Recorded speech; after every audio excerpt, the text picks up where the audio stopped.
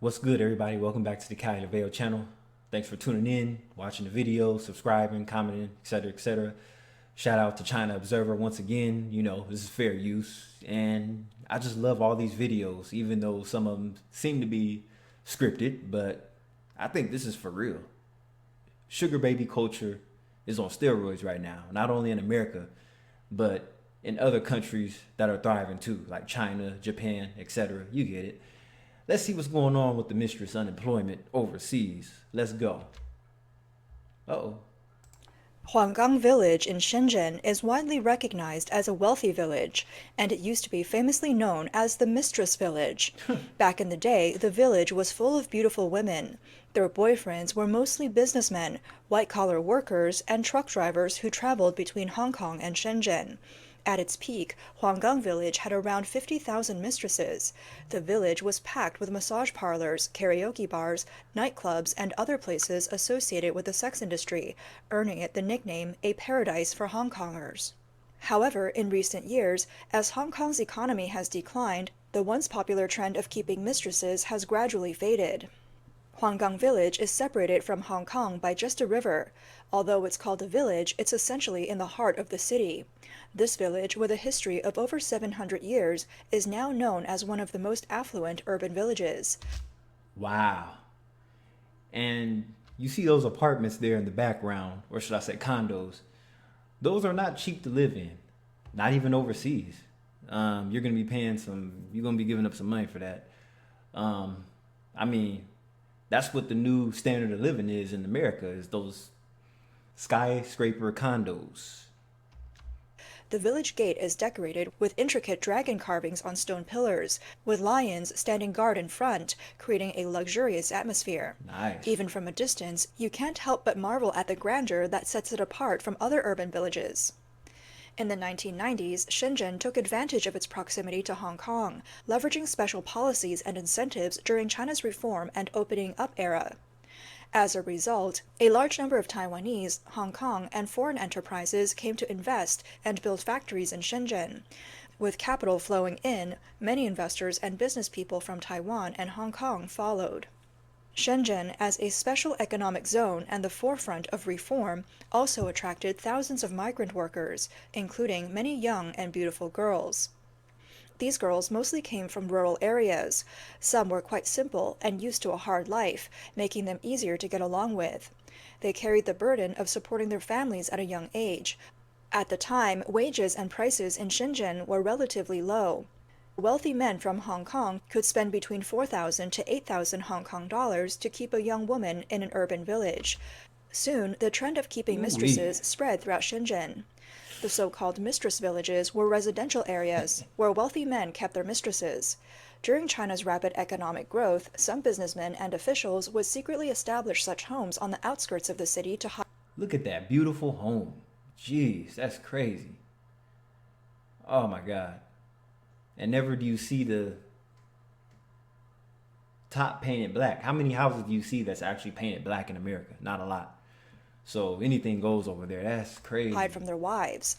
These urban villages became a special community and were seen as symbols of indulgent lifestyles.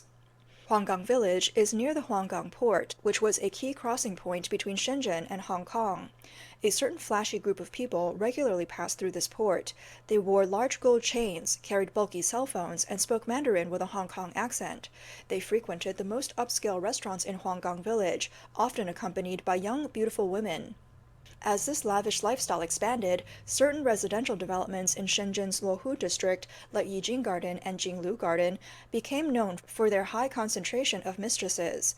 In the mid-1990s, Shenzhen's central area shifted westward to the Futian district, and areas like Changsha Village, Shazhui Village, and Shuiwei Village became favored hotspots for Hong Kongers to hide their mistresses. Now these places are so big, you could hide a few people in there. Nobody won't even never know that they were in there. Because you got the first floor, the second floor, the third floor, maybe even a basement. But this is what the elite men do. They're so busy that they could hide their mistresses away from their so-called real family. And let's just be it. Money talks. So, of course, when you're in this class, you could do this. But understand this is the 1% man that most women want. So, of course, the women that come from the rural areas that don't have much of anything will subside to this kind of lifestyle because, this is the lifestyle they want. It'll last for a few years, but, just enjoy it while it lasts because, nothing lasts forever and this is short lived. This will last just about as long as whoever's the talk of the town on OnlyFans. It's only going to last a few years. Hell, it might even last a few months.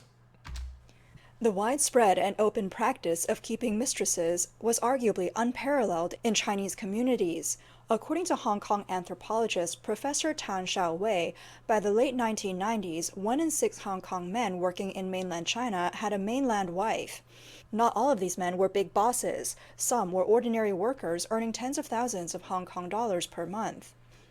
Hong Kong, as a port city, served not only as a central hub for economic and trade exchanges between mainland China and the West, but also as a link connecting mainland China and Taiwan. At the time, Hong Kong was one of the top free trade ports in the world and a global logistics center, with the advantage of being a duty-free port. It had one of the busiest container terminals globally, and various service industries flourished as a result. Hong Kong's container truck drivers and taxi drivers were already earning over 10,000 Hong Kong dollars a month. Hong Kong Port became the busiest border crossing for both passengers and freight in China, and it was also the first to operate 24 hours a day. With trucks frequently traveling between Hong Kong and Shenzhen, a trend of men keeping mistresses in Shenzhen emerged. In the evenings, areas near Huanggang Port, such as Huanggang and Shangsha Village, would be lined with large container trucks parked along the roadside as drivers headed to their love nests to meet their mistresses. Love nest. Back then, diligent Hong Kong truck drivers could earn around 30,000 Hong Kong dollars a month, which was incredibly tempting for young women from other provinces who came to Shenzhen for work. These women, who often worked overtime and only earned around 1,000 yuan a month, were drawn to the possibility of a much higher income. What's surprising is that the mistress industry became completely open, with no taboos around either seeking a sponsor or being a sponsor. Some Hong Kong businessmen even openly recruited lovers, and the See, that's why I always thought it was pointless to go to the club. Because the women that guys did have access to were the ones that came there with their husbands and their boyfriends. And then you have a guy like this that pulls up in this Mercedes like this in the front, trying to pick somebody up. It's no different than when you was in high school, you see a BMW on a Mercedes on some 22-inch rims picking up the younger girls. mistress industry adopted a referral system.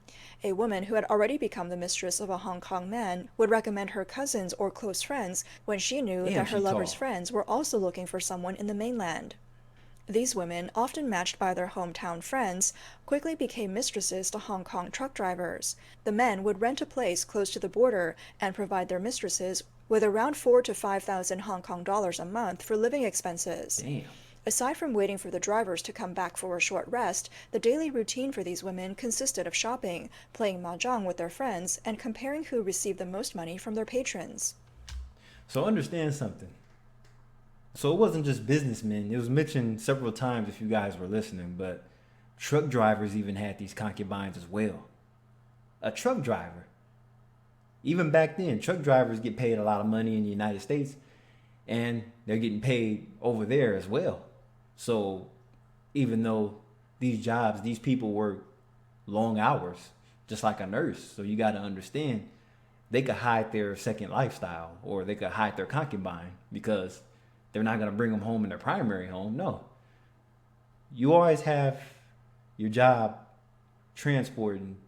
You want to have like a safe house, and you have a sweet little thing saved in your safe house too. Many Hong Kong businessmen, especially those involved in the jewelry and clothing trades, also followed this trend and started maintaining second homes in Shenzhen. Over time, not only rural women, but also female university students became a primary source of mistresses. It was a well-known fact that female university graduates faced employment difficulties, especially since many companies discriminated against women. Some of these students, burdened by student loans and struggling with financial difficulties at home, felt immense pressure to find a job quickly. If they couldn't, the impact on them was significant. Whether they were working class women or university students, their goal was the same: to make money quickly, improve their lives, and support their families. When they couldn't achieve that through conventional means, becoming a mistress seemed like a natural alternative. At that time, the mistress Understand, it's like it's hard just to label somebody a prostitute because there's a tree there's like an umbrella to put everything through what's considered being a prostitute, because now we like to say just a form of sex work. Most common ones, when we think of prostitute, we think of streetwalker, a crackhead hoe going around screwing everybody for money, right?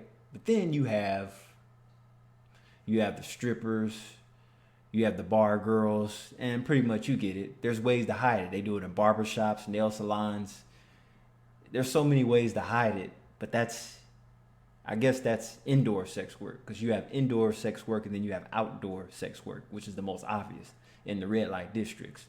But then you could cover it up in the suburbs too, in nail salons and barbershops.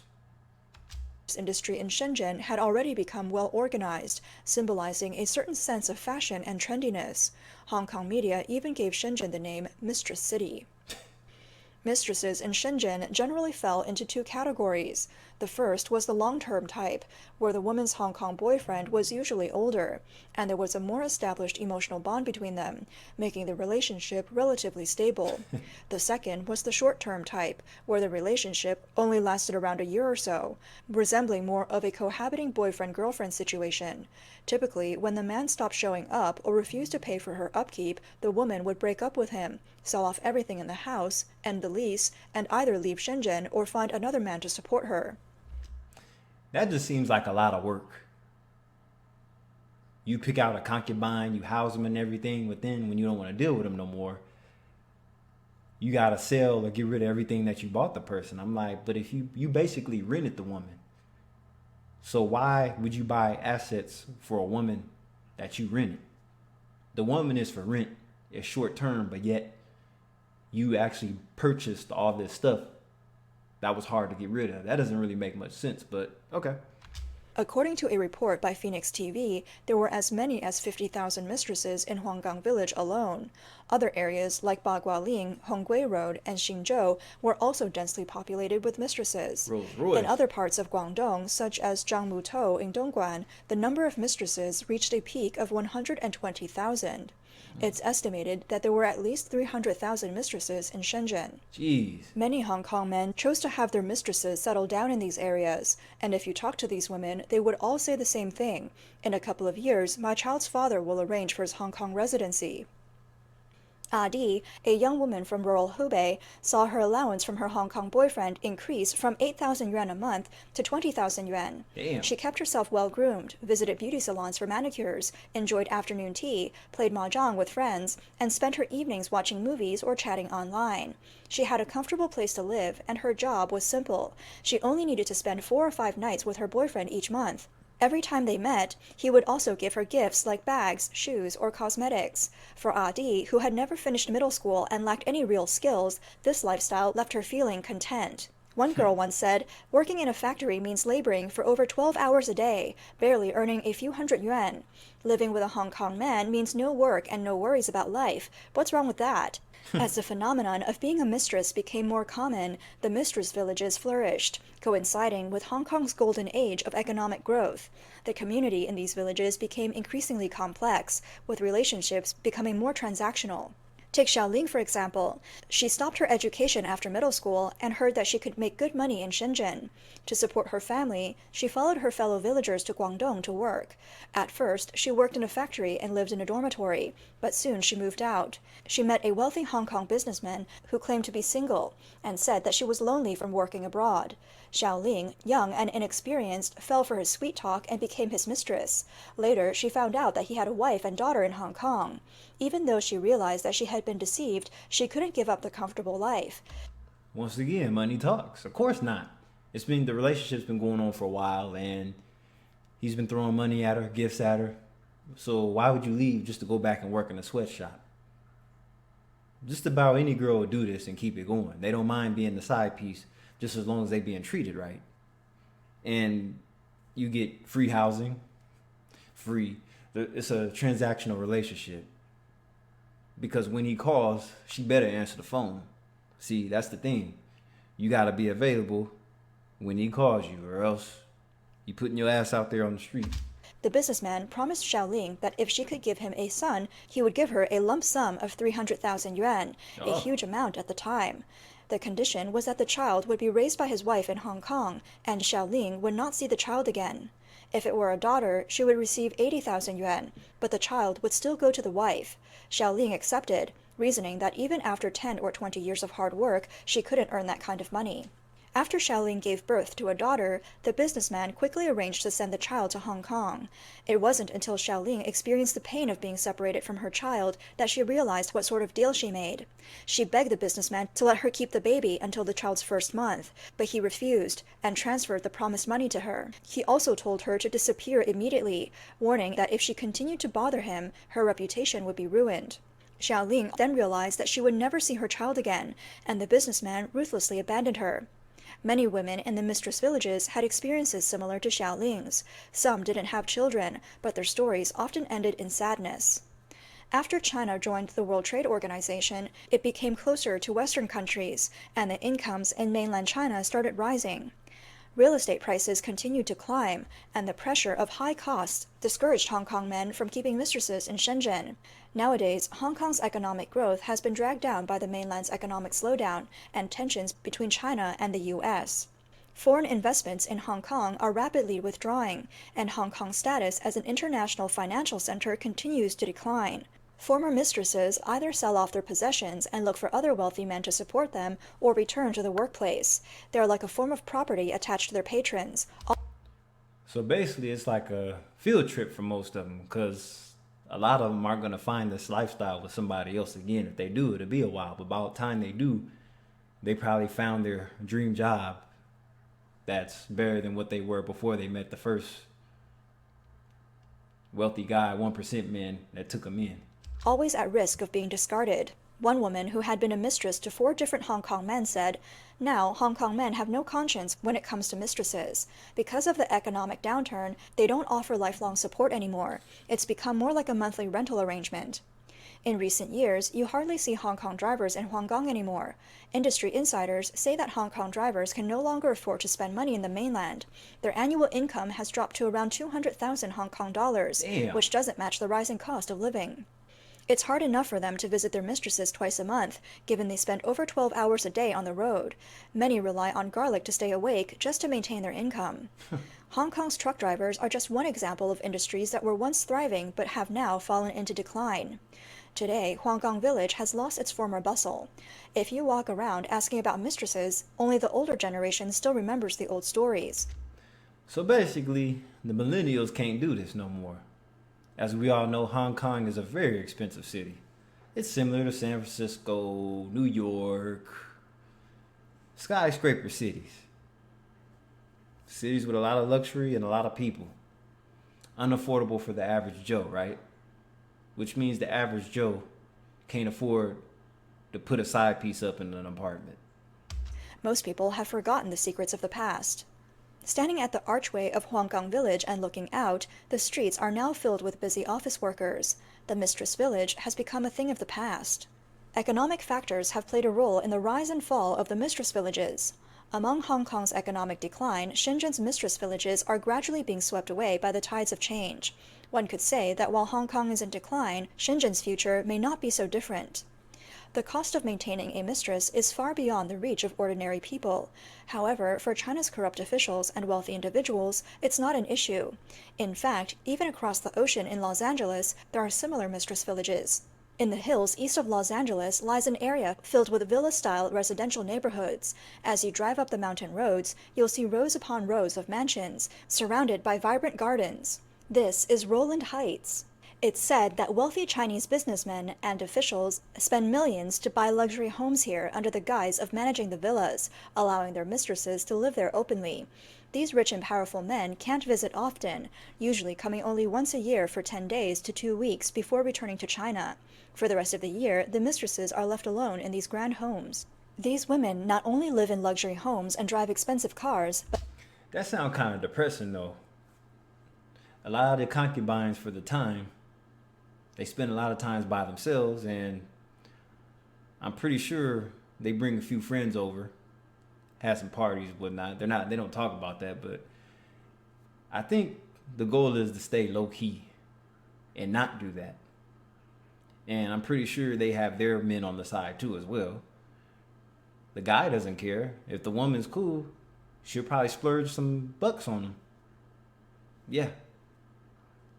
It's crazy, right? It's crazy how this goes. The domino effect. But yeah, there's a lot of women alone in those homes to wealthy businessmen. That's not their wives. That's their girlfriends. But they also have little to occupy their time. During the day, they go shopping, eat out, buy clothes, get their hair done, and visit beauty salons. This has led to the booming success of Chinese restaurants, beauty salons, clothing stores, and video shops in the Roland Heights area. In the evenings, the mistresses often gather to play cards or even stay up all night playing mahjong. The mistresses tend to share similar backgrounds, experiences, and hobbies, so they like to stick together, having plenty in common to talk about and helping each other out. As a result, they buy homes close to one another, and over time, the mistress village formed, gaining a reputation among the local Chinese community. The presence of so many mistresses can be seen at Los Angeles International Airport, where every day Chinese women are anxiously waiting at the arrival gates for flights from China. When an older man emerges, one of the young women will rush to meet him, taking his arm and heading off in a Mercedes or BMW towards Roland Heights. Crazy. These mistresses share another common trait. They're all young and beautiful. Some of them are even singers or actresses, but time catches up with everyone. Over time, some mistresses have fought with illegal wives for their husbands and succeeded in becoming the official wife. Others have remarried and become someone else's wife. For those who didn't marry or didn't want to, they sold their homes for a profit and moved into cheaper properties. In recent years, Los Angeles real estate has been booming, with prices rising year after year. These mistresses have accumulated wealth over time, and the departure of the men no longer worries them. For corrupt CCP officials, keeping mistresses has become a badge of honor, and having a mistress has even become a trend in official circles. Statistics show that 95% of corrupt officials who have been investigated had mistresses or kept second wives. You hear that? 95%. That's why I don't trust politicians, people in politics, because they all have some dirt behind them. Not necessarily because of concubines, but just in general. We all know they up to some stuff that pretty much the general public doesn't know about. Family. I mean, it's just like, look at Bill Clinton when he was the president back in the 90s. He was cheating on Hillary. Big deal. Okay, so that's the video on this topic. Hope you guys learned something. I thought that was pretty interesting. But yeah, I'll catch you on the next video. This is Kai Laveo. Salute. Thank you for watching. Thank you.